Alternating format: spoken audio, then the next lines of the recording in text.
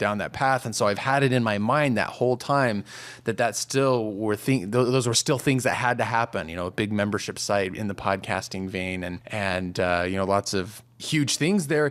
And it's become clear to me because Internet Business Mastery grew much bigger and even, I guess, faster than we even imagined or thought. I mean, it just started out kind of as a hobby thing. And now all of a sudden maintaining those two brands has become very, very difficult because, in the style of business that we teach, there's a certain amount of content creation that you put into it and things that you do in order to build up traffic around a certain site and around a certain brand. And while there are certainly ways to automate and streamline and outsource those things and make it very time efficient, doing that for two different brands and reaching the lofty goals that we have for two different brands starts becoming very, very difficult. And so I've had to ask some hard questions and even let go of a few of the things that I thought I absolutely had to do still because, they were goals that I set in 2005. And that's why, every year these things, they might change, circumstances change. And that's why it's important to reevaluate these things. And, we think we found some creative ways to have my cake and eat it too, so to speak. And we're going to try some interesting things moving into 2010. So I guess that's a bit of a teaser, and I will stay a little bit vague there still. But,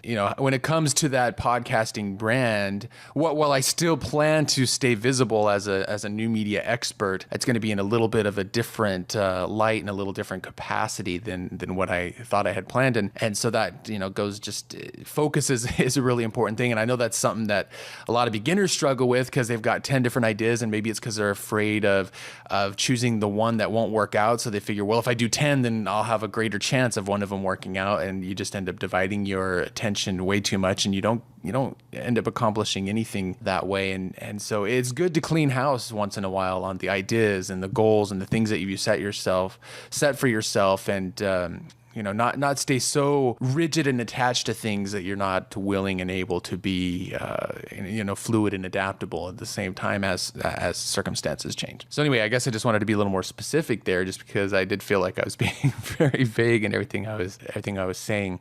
Yeah. Now, number 3 is what you like to call fulfillment targets. So tell us a little bit about that. Yeah, fulfillment targets, it's just a different way of saying goals, because goals has become a word that for some reason, there's just so many different kind of meanings attached to it. And what I was calling fulfillment targets is an objective that will further your definite major purpose and or something that will bring you more fulfillment in your life. I was trying to be a little bit more specific with that than just simply a goal that I want to swim with dolphins. It's like, well, what will that do? Is that something that will bring you fulfillment? Goals, I watched a lot of stuff just recently again about goal setting to see if there was anything in there, I don't know, that I missed or I needed to remember or whatever. And really in the end, dealing with fulfillment and your happiness is really what all of them should be about. So again, why I call them fulfillment targets. And I have an entire blog post and a video on specifically how we go through and do our fulfillment targets. Again, at internetbusinessmastery.com/2010. There will be a link to that video in there so you can walk through and see how we use our mind maps to make these fulfillment targets really specific, rather than saying something like, I want to make $10,000 a month in an internet business. You can have that as the fulfillment target, but then we do this thing called backwards planning, where you actually plan out as much as you can of that goal ahead of time. Even if you're not totally sure how it's going to work, you still try and map out as much as possible, including what kind of knowledge do I need to have this thing happen. And I've got a very specific way to do it in the video.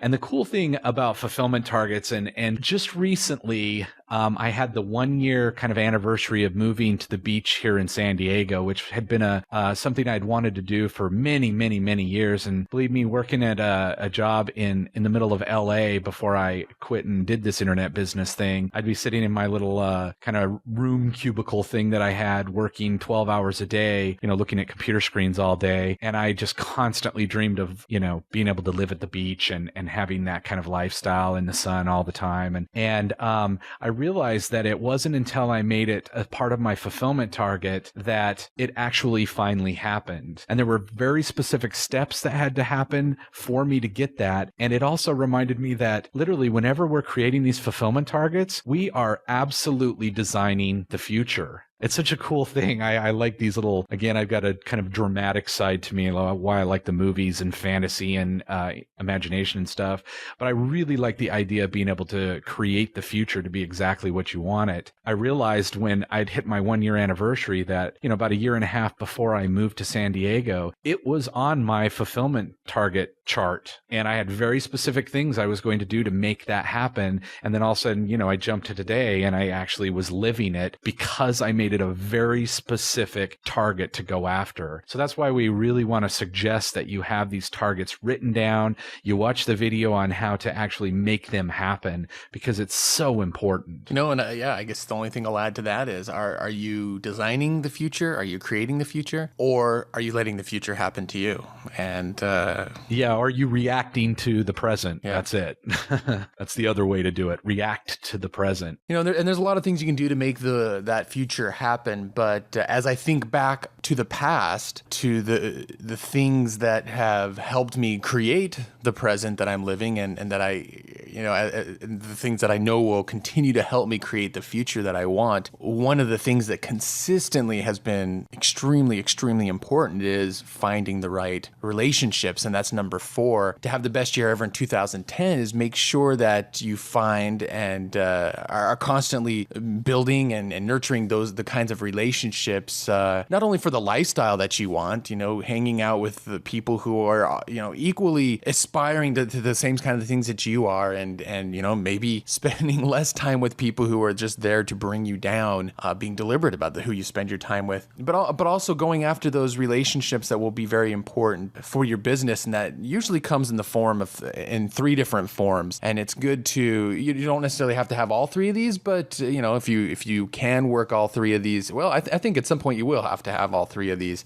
in your business, and they may come and go at different points. But number 1 is to have mentors, somebody that you call ahead and you ask them, how do I get where you're at? And we've talked about this a lot in the past. And this year, was a big year for me in working with a very high-end mentor, somebody I spent a lot of money with and I'm still working with, and it has definitely led to great things. And I know it's going to lead to even greater things. Even going all the way back to the very beginning, it wasn't until I found the right mentor that I was actually able to quit my job and put myself in that position of being able to say, see ya. The second is to have masterminds, having those people that you get together with regularly, whether it's on the phone or in person, and discuss your definite major purpose, discuss the lifestyle design, discuss the fulfillment targets, encourage each other in those things, bounce ideas around. I mean, one of the biggest breakthroughs this week in my hitting the wall episode, one of the biggest breakthroughs, all the biggest breakthroughs came because of talking to the right people, talking to my wife, who I mastermind with all the time. And, I feel very fortunate to have somebody that I can talk deeply about these things and who wants the best for me.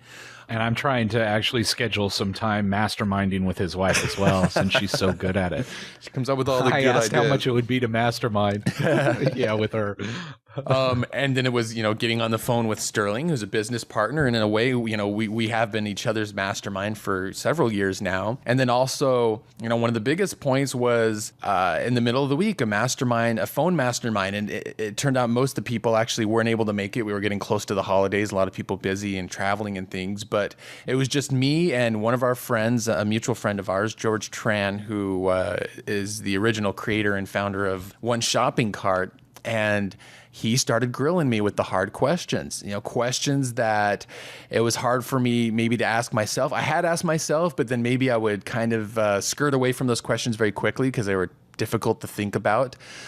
Questions that even, a lot of times Sterling asked me those hard questions, but he's kind of close to it too because it related to internet business mastery. But George was able just to lay into me because he didn't have the blinders. He was more than arm's length from the situation. And it led me to really ask a couple hard things and come to the realization and the decision that I am going with now. And so again, that's about having the right relationships there. So mentors, masterminds, and the other one I would say is partners. And whether it's a partnership like what Sterling and I have here in Internet Business Mastery, or whether that's other joint venture partners that you get together and do products with or promotions with now and again. Those are going to go a long ways.